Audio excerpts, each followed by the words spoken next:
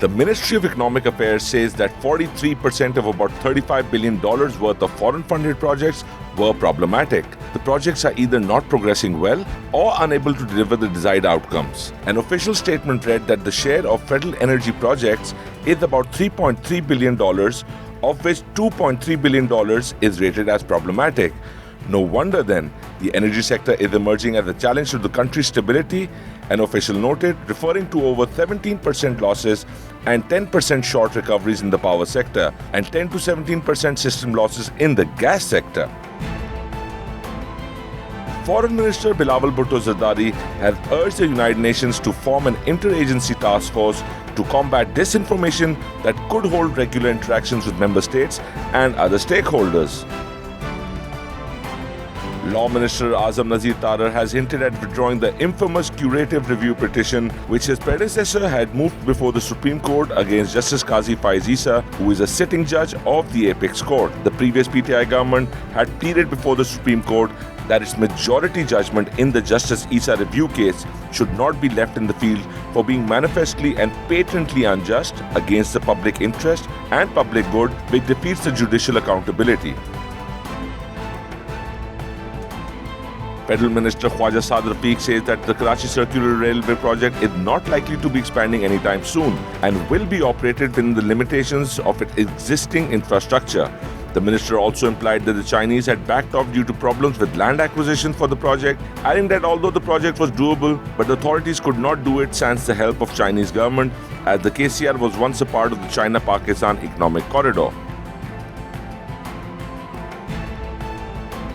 Only 3 rapists have been convicted in 235 cases reported to the police in Islamabad in the last 5 years. Official data reveals that 14 cases were under investigation, 15 cancelled, while only 3 accused were convicted.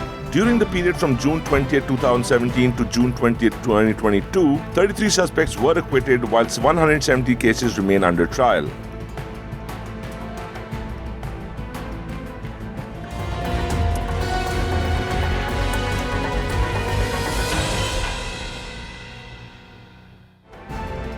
Amid widespread electricity shortages, Pakistan failed to find a bidder for 3 LNG slots and received the highest ever rate for another slot for the last week of July as European customers lap up spot market quantities to compensate for Russian supply disruption. The only bid this time was from Qatar Energy Trading. It came at a record high price of $39.8 per million British thermal units. Sources told Dawn that it would be challenging for the government to accept such a high rate and that it should go for load shedding or maximize generation from other fuels.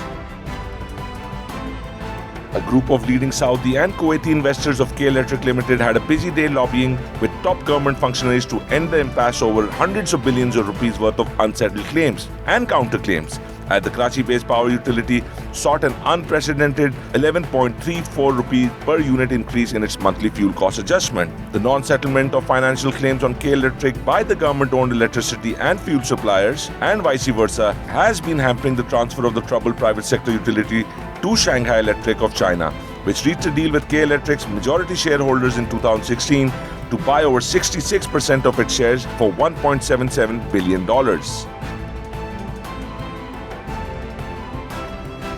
Baba Cars, an online platform for used car transactions, says it's permanently shutting down operations in Pakistan. The Turkish automobile marketplace said the company is no longer operational in the country. Pakistan's startup ecosystem is in the midst of a tumultuous period. Prominent players like Airlift, Careem, Swivel and Truck It In have laid off employees and curtailed the scope of their operations in recent weeks in view of the global recession and unfavorable economic conditions on the local front. President Xi Jinping criticized the abuse of international sanctions while Russian President Vladimir Putin scolded the West for fomenting global crisis, with both leaders calling for greater BRICS cooperation. Xi called on Brazil, China, Russia and South Africa to take up the responsibility conferred by the economic cloud and said they should stand up for a truly multinational international system based on the United Nations. Meanwhile, Putin has called for stronger BRICS cooperation and took a swipe at the West, which he accused of fomenting a crisis. Oil prices dropped by nearly $2 a barrel after another round of remarks from the United States Federal Reserve Chair Jerome Powell spanned worries U.S. interest rate hikes would slow economic growth. Investors have been powering position in risky assets as they assess whether inflation-fighting central banks could push the world economy into recession with higher interest rates.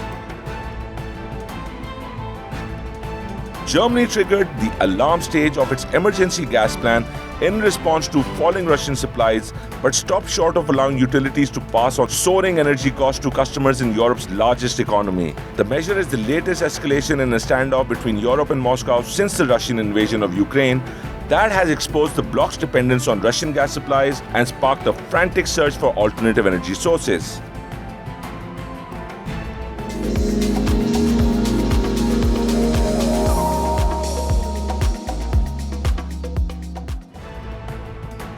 The Taliban government in Afghanistan has appealed for international aid as the war-torn country struggles to deal with the aftermath of a powerful earthquake that killed at least 1,000 people, destroyed over 2,000 homes and injured hundreds of Afghans. Afghan government official Sohail Shaheen told DawnNews English that Pakistan and Iran were the first countries to offer humanitarian assistance. The United States and Taiwan are also among the countries to dispatch relief goods. A bipartisan package of modest gun safety measures passed the United States Senate even as the Supreme Court broadly explained gun rights by ruling Americans have a constitutional right to carry handguns in public for self-defense. The landmark court docket ruling and Senate motion on gun safety illustrates the deep divide over firearms within the United States. Weeks after mass shootings in Uvalde, Texas and Buffalo, New York killed more than 30 folks together with 19 children.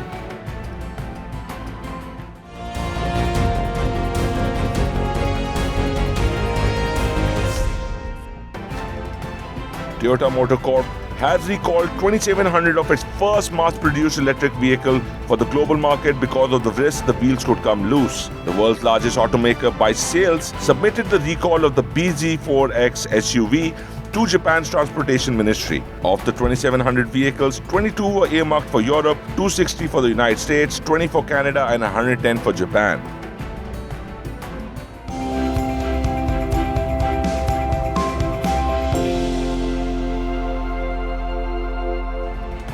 The rising incident of suicide among the youth in Khizr district of Gilgit-Baltistan has assumed alarming proportions of late, prompting Chief Minister Khalid Khurshid Khan to name an 18-member committee to carry out an inquiry into the affliction. Over the past 5 years, as many as 222 people have died by suicide, and in the past 6 months, at least 15 individuals died by suicide in Khizr. Pakistan's daily COVID-19 infection rate tally rose past 300, with the positivity rate climbing to 2.2%. Although majority of the people infected with the virus are experiencing mild symptoms, at least 80 people are currently under critical care across the country. Seeing Karachi's positivity rate spike to over 21%, the Sindh government has reinforced COVID-19 preventive measures, notifying mask mandate and limiting social gatherings to 300 people.